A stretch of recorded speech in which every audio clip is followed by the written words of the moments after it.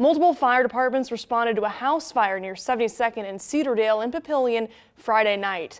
Firefighters had to keep themselves safe in the bitter cold temps while they knocked down large flames. Reporter Alexa Ray is live in the studio with more on how neighbors are reacting. Alexa? Well, Megan, Papillion Fire Chief Bill Bose says the homeowner was the only person who lived at that house, which is now unlivable.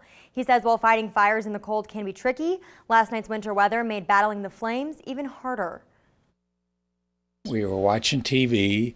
We noticed lots of red and blue lights from our room in there, and we realized it wasn't a police car, it was a fire truck. The house burst the windows, made a big boom. Was starting to set the tree on fire out in front, and smoke was flying.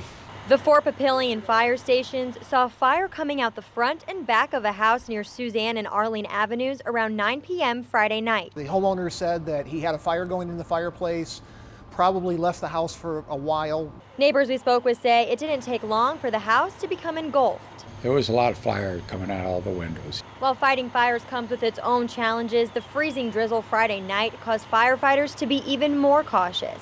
The bigger problem really is the ice that's formed. The hoses, the amount of water that was going down, coated everything in ice, so everybody needs to be very aware of trip, slip, fall hazards. It took crews about an hour and a half to get the fire under control.